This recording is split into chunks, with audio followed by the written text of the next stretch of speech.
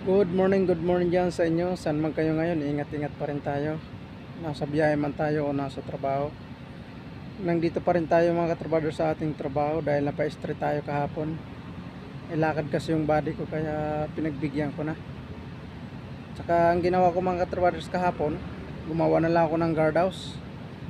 Kaya naman tayo nakagawa ng guardhouse dahil napakalayo dito ng guardhouse namin. Hindi agad-agad makatakbo pa, lalo na pag lumakas na yung ulan. Ang ginawa ko lang ay mga palita dahil may mga tambak naman dito na palita. Yun na lang ang pinagtambak-tambak ko, tapos binalot ko ng scratch film. Kaya ito mga katrabadors, papakita ko sa inyo. Pero bago yan, baka naman makahinga sa inyo ng kunting pabor. Pa-subscribe naman po ng aking channel para may bago tayong upload, updated kayo lagi. Yan, ito mga katrabadors yung ginawa ko na guardhouse kahapon.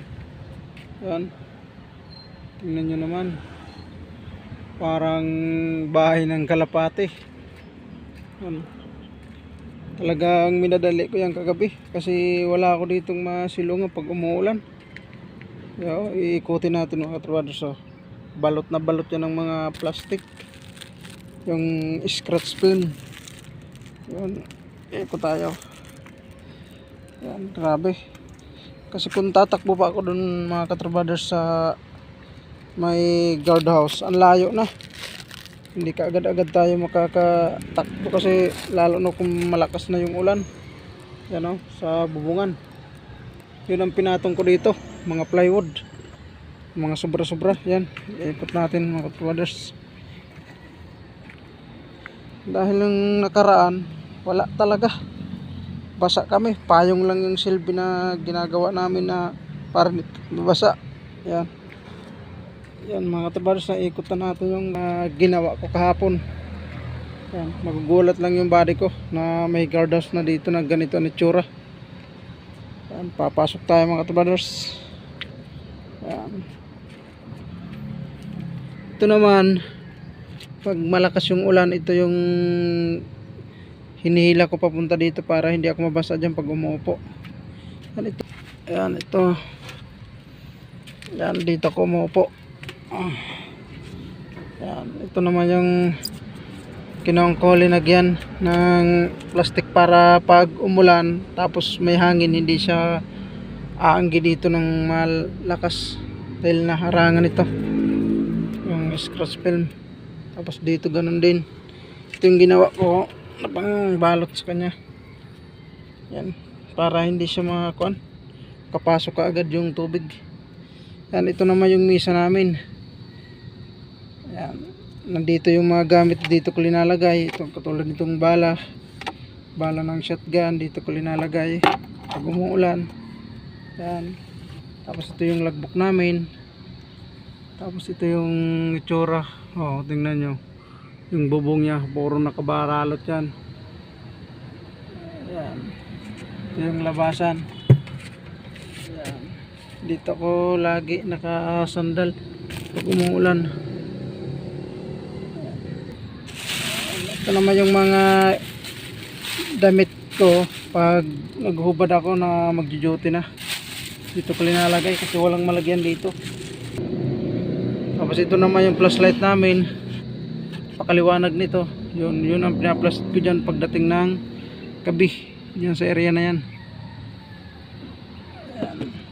Ito naman yung radyo, kasi minsan may nagraradyo dito kasi roving area ko, kailangan talaga may guardhouse tayo kasi lalo na ang lakas kagabi ng ulan. Mabuti na lang nakagawa ko kagad nito.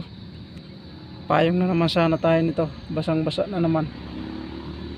Kaya malaking tulong na rin to na nagawa ko para makasilong-silong tayo dito pagdating ng gabi. Kasi hindi ko na mabantayan pag tumakbo na ako doon sa may guardhouse talaga. Kaso ang layo. Kaya ako na lang mismo nagawa nito. Yan, ito naman yung namin, service shotgun. Yan. Ano na mga katrolers, shotgun yung service namin dito.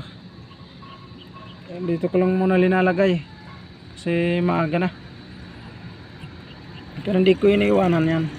Diyan lang nakaupo, nakaharap papunta doon.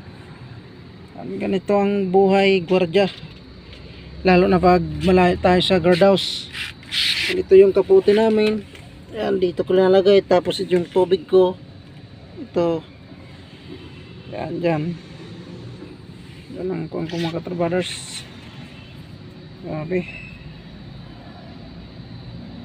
Matibay ito. Dito basta-basta. Ano? Matibay yan. Dahil pinagdaganan ko yan ng mga plywood doon sa ano, bubong. Ito yung buhay gwardiya. Kasi pagtatakbo pa kasi ako doon sa guardhouse, napakalayo ko na. Aabutan na ako ng ulan paano kung nag-roving ako. Tsaka kailangan talaga bantayan yung mga truck na to. Dahil marami ditong pumapasok ng mga nananakaw ng mga battery. Ayan.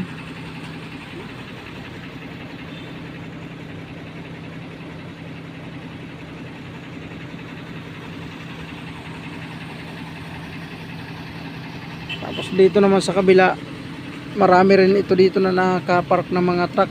Kaso nang doon na rin sa biyahe yung iba. Hindi natin pwede pabayaan.